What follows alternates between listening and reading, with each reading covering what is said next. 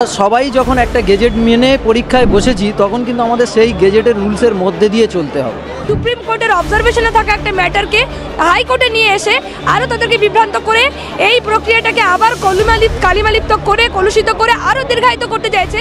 রাজনীতি নয়, শিক্ষা স্বাস্থ্য এটা আলাদা জায়গায় থাকুক, রাজনীতি চলুক রাজনীতির ময়দান।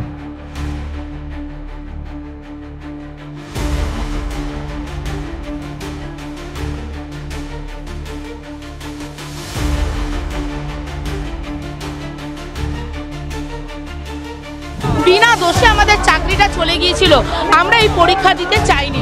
একটা বিশেষ ভ্রান্ত ধারণা সৃষ্টি হয়েছে এই 10 নম্বর সংক্রান্ত মার্কস নিয়ে। তো এই ভ্রান্ত ধারণাটা সৃষ্টি করা হয়েছে তাদের মধ্যে। প্যানেলে টেন্টেড ছিল বলে প্যানেলটা ক্যান্সেল হয়েছে, তো আবার যদি এই প্যানেলে টেন্টেড থাকে তাহলে সেটা কিন্তু একদম অন্যায়। একদিকে যখন একাদশ দ্বাদশ শ্রেণীর চাকরি প্রার্থীদের চলছে ভেরিফিকেশন, সেই মুহূর্তে দেখা যাচ্ছে করুণাময়ী চত্বর একেবারে যেন বিক্ষোভ আন্দোলনে ফেটে পড়েছে। চাকরিহারা শিক্ষকরা আজকে একেবারে বিকাশ ভবনের সামনে এসে বিক্ষোভ দেখাচ্ছেন। গতকাল আমরা দেখেছিলাম নতুন যারা চাকরি প্রার্থী তারা এই সল্টলেক চত্বর কার্যত বিক্ষোভে দেখা গিয়েছিল, কিন্তু আজকে যেমনটা দেখা যাচ্ছে 2016 সালে যারা এসএলএসসি চাকরি প্রার্থী এবং যারা 2025-এ পরীক্ষা দিয়েছিলেন তারা কার্যত আন্দোলন করছেন, বিক্ষোভে নেমেছেন। তারা দাবি করছেন ইতিমধ্যে শূন্য পদ বাড়ানোর দাবিতে তারা কিন্তু রাস্তায় নেমেছে এবং তারা আরও কি কি দাবি রাখছেন এবং কি বলছেন সরাসরি আপনাদেরকে শোনাবো। দেখুন, আমার যেটা মনে হয় লড়াইটা মানে ফ্রেশার ভার্সেস লড়াইটা কিন্তু 2016 যোগ্য চাকরিহারা এমনটা নয়। আমরা সবাই যখন একটা গেজেট মেনে পরীক্ষায় বসেছি তখন কিন্তু আমাদের সেই গেজেটের রুলসের মধ্যে দিয়ে চলতে হবে। গেজেটে প্রথম থেকেই লেখা ছিল যে গেজেট পাবলিশড যখন হয়েছে তখন যে ইন্টারভিউ লিস্ট বা ভেরিফিকেশান লিস্ট পাবলিশড হবে 60 + 10 + 10। তার মানে তারাই কিন্তু প্রথম থেকে 10 পিছন থেকেই শুরু করেছিল। কিন্তু এখন সোশ্যাল মিডিয়া জুড়ে একটা ন্যারেটিভ প্রচার হচ্ছে যে 70 আউট অফ 70। তো 70 কী করে হলো? উনি 70 পেয়েছেন, অবশ্যই উনি একটা ভালো র্যাঙ্ক করেছেন, ভালো নাম্বার পেয়েছেন, কিন্তু 70 আউট অফ 70 নয়, 70 আউট অফ 80 পেয়েছেন। এই সহজ সত্যটাকে স্বীকার করে নিতে হবে যে 60 + 10 + 10 = 80, অর্থাৎ 80-র মধ্যে 70 পেয়েছেন। কিন্তু যেটা মার্কেটিং হচ্ছে ভুলভাবে একটা সোশ্যাল মিডিয়া জুড়ে যে 70 আউট অফ 70 অর্থাৎ 100% মার্কস পেয়েও চাকরি পায়নি এবং এর বিনিময়ে কারা চাকরি পাচ্ছেন? অযোগ্যরা। আপনারা জানেন ডে 1 থেকে আপনারা আমাদের সাথে আছেন, আমাদের কারো টেন্টেড লিস্টে কোনো নাম নেই এবং এই লিস্ট সিবিআই দ্বারা নির্ধারিত হয়েছে এবং সিবিআই সেখানে পরিষ্কার করে বলে দিয়েছে যে কোনোভাবে কিন্তু টেন্টেড এই যে কজন পাওয়া গেছে এরা ছাড়া আর কেউ টেন্টেড নয়। তাহলে সেখানে তবুও আমাদেরকে বলা হচ্ছে যে টেন্টেডরা এর মধ্যে আছে। যদি টেন্টেড থাকে এটা নিয়ে আমাদেরও কিন্তু মানে এটার প্রতিবাদ আমাদের আছে যে যদি কোনো একজনও টেন্টেড থাকে, কারণ আমরা জানি আমাদের প্যানেলে টেন্টেড ছিল বলে প্যানেলটা ক্যান্সেল হয়েছে, তো আবার যদি এই প্যানেলে টেন্টেড থাকে তাহলে সেটা কিন্তু একদম অন্যায় এবং টেন্টেড অবশ্যই বার করতে হবে। তার জন্য আজকে থেকে ভেরিফিকেশান শুরু হয়েছে আনন্দলোক হসপিটালের পাশে, আপনারা জানেন এসএসসি সেন্ট্রাল জায়গায়। তো ভেরিফিকেশানটাকে সঠিকভাবে করতে হবে যাতে একজনও টেন্টেড ক্যান্ডিডেট যেন ডাক না পায়, এখানে এই ছিদ্র থেকে যেন গলে না যেতে পারে। আর মূলত দাবি আমাদের বহু সাথীরা, বহু যোগ্য শিক্ষক শিক্ষিকারা তারা ডাক পায়নি, তো তাদের চাকরি সুনিশ্চিত করতে হবে। আজকে যারা ডাক পেল না তাহলে কি তারা আজকে থেকে অযোগ্য হয়ে গেল? নিশ্চয়ই না। তাহলে এর দায় কার?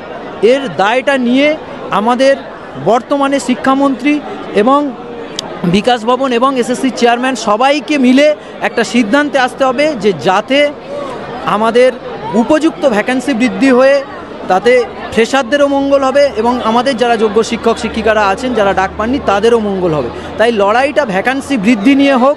লড়াইটা যদি বলেন যে 10 নাম্বার কেন বা 10 নাম্বার কিসের জন্য এক্সট্রা, তাহলে আমরা মনে হয় আমরা ডিভাইড হয়ে যাব, উল্টে ফায়দা নেবে রাজনৈতিক কারবারিরা। তাই আমরা বলছি রাজনীতি নয়, শিক্ষা স্বাস্থ্য এটা আলাদা জায়গায় থাকুক, রাজনীতি চলুক রাজনীতির ময়দান। দেখুন, দাবি রাখার স্বাধীনতা তো প্রত্যেকেরই আছে, রাস্তায় আন্দোলন করারও স্বাধীনতা আছে, কারণ এটা গণতান্ত্রিক দেশ। সেক্ষেত্রে কারোর এই গণতান্ত্রিক অধিকার কিন্তু খর্ব করা যায় না। তাদেরও বিশেষ কিছু দাবি নিয়ে তারা নেমেছেন এবং তারা আমাদের কাছে খুবই সস্নেহ, তারা ছোটো ভাই বোনের মতো। আমাদের ছাত্রছাত্রী অনেকে রয়েছেন, তবে তাদের মধ্যে একটা বিশেষ ভ্রান্ত ধারণা সৃষ্টি হয়েছে এই 10 নম্বর সংক্রান্ত মার্কস নিয়ে। তো এই ভ্রান্ত ধারণাটা সৃষ্টি করা হয়েছে তাদের মধ্যে। যদি বলতে যান তাহলে প্রথমে কথা বলা হয় যে মে মাসের লাস্টে কিন্তু গেজেট বেরিয়েছিল, তার তারপরে গেজেট পড়ে তারা ফর্ম ফিল আপ করেছে, আবার সেই গেজেট দেখেই তো তারা পরীক্ষায় বসেছিল। তাহলে এতদিন পর 3 মাস পর তাদের এই ভ্রান্ত ধারণাটা সৃষ্টি হলো কি করে? যদি গেজেট নিয়ে বা তাদের এই সমস্ত মার্কস নিয়ে কোনো সমস্যা ছিল, তাহলে তারা প্রথমে গেজেটটা বেরোনোর পর কেন কোর্টে দৌড়াননি, কোর্টে কেন এই ব্যাপারে কেস করেনি? এবং তাদের যে বিশেষ যাদের মদতপুষ্ট রয়েছেন বিশেষ কিছু মানুষ, বিশেষ করে বুদ্ধিজীবী আইনজীবী, তারা তাদেরকে একটা ভ্রান্ত ধারণার বশবর্তী করে সুপ্রিম কোর্টের বিচারাধীন, সুপ্রিম কোর্টের অবজারভেশনে থাকা একটা ম্যাটারকে হাইকোর্টে নিয়ে এসে আরও তাদেরকে বিভ্রান্ত করে এই প্রক্রিয়াটাকে আবার কালিমালিপ্ত করে কলুষিত করে আরও দীর্ঘায়িত করতে চাইছে, যাতে উপযুক্ত যারা যোগ্য ব্যক্তি তারা সহ সম্মানে নিজের জায়গায় ফিরে আসতে না পারেন।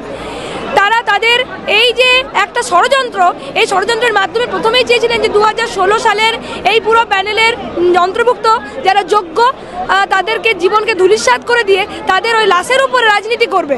যখন সেটা সফল হলো না কোনো ক্রমে, তখন আবার তারা এই বিশেষ পদ্ধতি নিয়েছে এবং এই আমাদের শ্রদ্ধেয় ছোটো ছোটো ভাই বোনদেরকে মানে বিভ্রান্ত করে তাদেরকে আজকে পথে নামিয়েছে। সামনে ইন্টারভিউ, তাদেরকে কিন্তু পড়তে হবে, কিন্তু তার জায়গাতে তাদেরকে আজকে বিভিন্ন তার সঙ্গে মদতপুষ্ট রয়েছে নানা রকম কোচিং ক্লাসের যে সমস্ত শিক্ষক শিক্ষিকারা। তো তারা তো শিক্ষিত, আরও বেশি অভিজ্ঞ, তো তারা কি গেজেটটা পড়েনি? তো বিনা গেজেট পড়ে তারা পরীক্ষার জন্য ফর্ম ফিল আপ করতে বলেছেন বা তাদেরকে পরীক্ষা বসতে বলেছেন? তো এটা তো অত্যন্ত নির্বোধ মূর্খতার মতো কথাবার্তা। তো সেই ক্ষেত্রে আমরা আমাদের দাবি যেগুলো, সেই দাবি জানানোর জন্য আজকে নেমেছি যে প্রথমত সিট বৃদ্ধি করতে, তাতে যারা 2016 সালের নিরপরাধ যোগ্য শিক্ষক শিক্ষিকা ছিলেন, এমন নয় যে শুধুমাত্র তারাই পরীক্ষাতে উত্তীর্ণ হয়েছে, তাদের কিন্তু বিপুল একটা অংশ পরীক্ষাতে উত্তীর্ণ হতে পারেনি। তারা কিন্তু তাদের মধ্যে যে ভ্রান্ত ধারণা হয়েছে যে সবাই যোগ্যরাই একমাত্র 16 প্যানেলে চাকরি পেয়েছে, তা কিন্তু নয়। বিপুল সংখ্যক কিন্তু তারা ডাক পায়নি। তো তাদের ভবিষ্যৎটা কী হবে? তাদের কাছ থেকে তো চাকরিটা কেড়ে নেওয়া হলো, তাদের তো কোনো দোষ ছিল না। এরপরে নবম দশম রয়েছে, নবম দশমের আমরা ফলাফলের দিকে তাকিয়ে রয়েছি। যারা বঞ্চিত হয়েছে, ফ্রেশারি হোক আর ইন সার্ভিসই হোক, তারা যেন তাদের ডাক পায়, সেই জন্য আমরা তাড়াতাড়ি নবম দশমের ফল প্রকাশের জন্য অনুরোধ জানাবো এবং ভ্যাকেন্সি যাতে বৃদ্ধি করা হয়, যাতে ফ্রেশাররাও চান্স পায় এবং যারা যোগ্য ছিলেন তারাও নিজের জায়গায় ফিরে আসতে পারেন।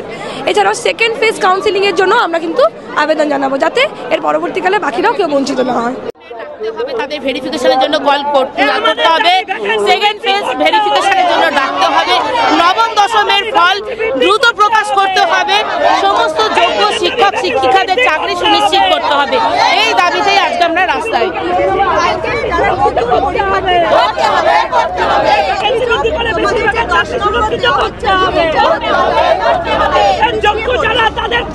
না, তারা বোধহয় গেজেট ভালো করে পড়ে পরীক্ষা দেয়নি। এই গেজেটকে এই গেজেটের নোটিফিকেশন আমরাই প্রথম চ্যালেঞ্জ করেছিলাম যে লেভেল প্লেইং ফিল্ড আমরা পাচ্ছি না, কারণ নতুনদের সাথে আমরা কোনোদিনই পরীক্ষা দিতে চাইনি। আজকে 8 বছর চাকরি করার পর যখন বিনা দোষে আমাদের চাকরিটা চলে গিয়েছিল, আমরা এই পরীক্ষা দিতে চাইনি, কিন্তু সুপ্রিম কোর্টের রায় অনুযায়ী আমাদের জোর করে পরীক্ষায় বসতে হয়েছে। যখন আমরা কিছু না পেয়ে পরীক্ষায় বসেছি, পড়ে আজকে পরীক্ষা দিয়েছি, একটা অভিজ্ঞতা তো আমরা অর্জন করেছি, সেই অভিজ্ঞতা তো কোনোদিন সেটা শূন্য হতে পারে না। অভিজ্ঞতার দাম সব জায়গায় দেওয়া হয়। আর গেজেটে পরিষ্কার বলে দেওয়া আছে যে টোটাল 80 নাম্বারের পরীক্ষা হচ্ছে। তাহলে এই মিথ্যা প্রোপাগান্ডা, যে লয়ারদের মিথ্যা প্রোপাগান্ডার কথা শুনে ওরা আজকে এগুলো করছে, আজকে সেই লয়ারদের গুরু সুপ্রিম কোর্টে হেরে এসেছে এই গেজেটে, সেটা কিন্তু তাদের পরিষ্কারভাবে বলেনি। সুতরাং এই মিথ্যা প্রোপাগান্ডা আমরা মানছি না, তাই আজকে আমরা রাস্তায়। আরো ভালো ভালো খবর দেখতে সাবস্ক্রাইব করুন বাংলা হান্টের ইউটিউব চ্যানেল। বাংলা হান্টের আরো খবর দেখতে নজর রাখুন। বাংলা খবর মানেই বাংলা হান্ট।